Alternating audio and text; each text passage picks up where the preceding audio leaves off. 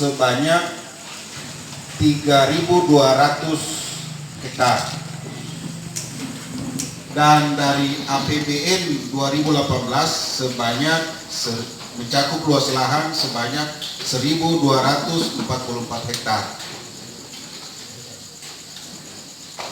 Untuk tahun 2019 realisasi penyaluran bibit di tahun 2018 juga penyaluran bibit berasal dari dana desa tercatat sebanyak kurang lebih 1.353.000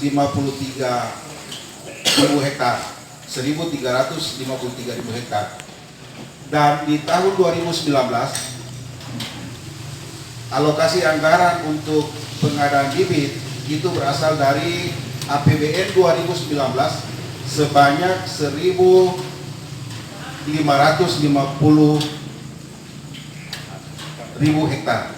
1.550.000 hektar atau 1.550 hektar itu dari APBN itu 2019. Terkait dengan realisasi tanam di tahun 2018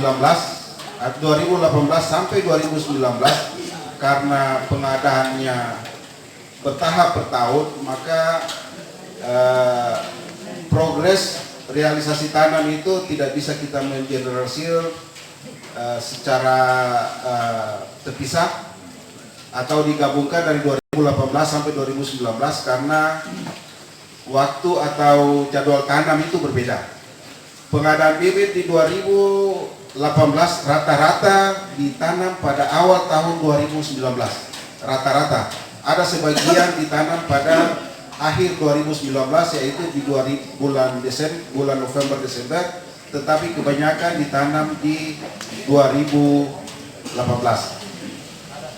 Untuk penyaluran bibit di tahun 2019 rata-rata ditanam pada awal 2020 karena di akhir penyaluran bibit 2019 itu kita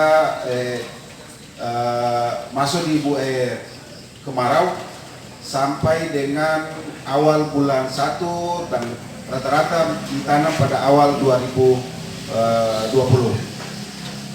Realisasi tanam untuk APBD 2018 secara umum kami membagi klaster di 15 kecamatan, kami membagi berdasarkan wilayah. Jadi wilayah atau zona 1 itu mencakup kecamatan Wau sampai dengan kecamatan zona 1 di Wau sampai dengan Lasusua. Di zona 2 mulai dari kecamatan Katoi sampai dengan kecamatan Watunohu. Dan zona 3 itu mulai dari kecamatan Purehu sampai dengan Batu Putih dan Pakue Utara dan Pakue Utara, Pakue Tengah, Pakue Utara. Dari ketiga wilayah ini rata-rata untuk realisasi tanam tahun 2018 itu berdasarkan yang berasal dari dana APBD, rata-rata wilayah selatan atau zona 1 itu rata-rata realisasi tanam sebanyak rata-rata 80% dari 900.000 bibit yang terbagi. Di wilayah 2 atau zona 2 untuk sumber dana APBD itu rata-rata realisasi tanam di atas 95%. Untuk wilayah 3 realisasi tanam rata-rata di atas 98%. Ini data yang masuk dari petugas-petugas kami yang ada di kecamatan sampai dengan pendamping-pendamping teknis di desa. Untuk pengadaan yang bersumber dari APBD 2018 itu mencakup 13 kecamatan minus kecamatan Tolala dan kecamatan Pakue Utara. Untuk APBN 2018 itu mencakup 3 kecamatan, yaitu Kecamatan Pokpe Utara, sebagian kecil Kecamatan Pakue Tengah, dan sebagian kecil Kecamatan Batu Putih. Realisasi tanam untuk APBD, sumber dana APBN 2018 itu rata-rata yang ada di Kecamatan Pakue Utara, data yang masuk dari petugas lapangan kami sudah di atas 95%. Kita masuk ke data 2019. Dana desa juga, data yang masuk itu kurang lengkap karena tidak terhimpun. Rata-rata petani yang ada di dana desa tidak terkumpul dalam atau tidak terhimpun di dalam satu kelompok, sehingga sulit kami untuk menghitung apa yang petani-petani yang ada di yang menerima bibit yang bersumber dari dana desa. Untuk APBN 2019, oleh karena penyaluran APBN 2019 itu rata-rata tersalur pada bulan 10, 11, 12, tetapi rata-rata ditanam pada akhir bulan 1 dan awal bulan 2 karena menunggu datang musim penghujan. Dan progres untuk 2019 ini masih rendah. Realisasi tanam masih berkisar antara 45 sampai 50%, sehingga ke depan kami masih perlu fokus untuk bagaimana melakukan pengawalan dan pendampingan terkait dengan realisasi tanam. Itu adalah data realisasi penyaluran, realisasi tanam. Lalu kemudian masuk ke data laju pertumbuhan. Bahwa laju pertumbuhan sesuai dengan data realisasi tanam, rata-rata tanaman yang ditanam pada awal bulan 1 bulan 2 2019 yang berasal dari bibit yang tersalur pada tahun 2018 itu rata-rata pada umur 8-9 bulan itu sudah mulai belajar berbuah.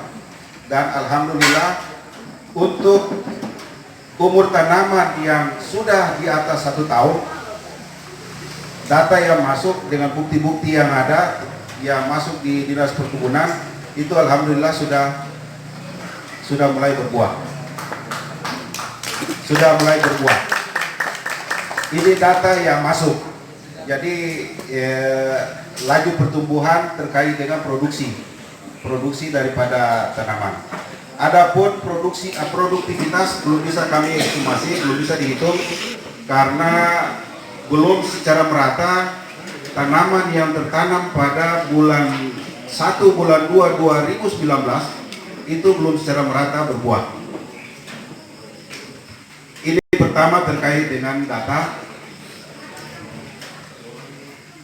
Terus yang berikut kami juga mungkin menyinggung ke persoalan terkait dengan apa yang menjadi pengangkat kami di awal, bahwa konsep daripada Dinas Perkebunan hari ini selain daripada bagaimana meningkatkan produktivitas, kalau produktivitas itu terkait dengan penyaluran bibit, pengawalan pendampingan sampai berbuah. Yang kedua terkait dengan nilai tambah. Yang dimaksud dengan nilai tambah adalah bagaimana kita selain sebagai penghasil kakao atau bisa menjual atau memproduksi biji kakao, memproduksi dalam bentuk biji atau menjual dalam bentuk biji, lalu kemudian bagaimana kita berupaya untuk meningkatkan nilai tambah daripada biji kakao itu sendiri, sehingga tidak hanya dijual dalam bentuk biji atau yang selama ini kita lihat dijual dalam bentuk biji basah atau biji kering. Ada upaya berikut, nilai tambahnya adalah kita tingkatkan dengan bagaimana menjual dalam bentuk fermentasi. Bahkan sampai ke tingkat bagaimana kita menjual dalam bentuk barang jadi, dalam bentuk bubuk atau dalam bentuk coklat. Dan upaya itu kita sudah mulai, dan alhamdulillah program itu sudah dicanangkan Pak Bupati. Kita membangun ke call center, mudah-mudahan ini menjadi tonggak sejarah baru di Kolaka Utara untuk bagaimana kita membangun nilai tambah. Terkait dengan daya saing diharapkan untuk bagaimana kita mampu melakukan ekspansi terkait dengan bagaimana kita menjalin pasar di luar daripada Kolaka Utara. Bahkan kecenderungan kita sudah memulai untuk bekerja sama dan berekspansi ke luar negeri. Seperti yang disampaikan oleh Pak Bupati tadi, bahwa ada beberapa buyer yang sudah melakukan penjajakan. Mereka bahkan hadir di Kolaka Utara untuk melihat langsung, dan bahkan kita mengirim sampel ke sana, dan alhamdulillah sekali pengiriman sampel ke sana dan kita lolos uji mutu sampel. Dan ini adalah awal yang menggembirakan bagi kita, sehingga ke depan terkait dengan daya saing kita untuk bagaimana menembus pasar-pasar di luar Indonesia itu bisa terwujud. Jadi barangkali itu adalah dua hal dari penanya pertama dari Pak Misbahudin dan kedua dari Adinda dari PMI.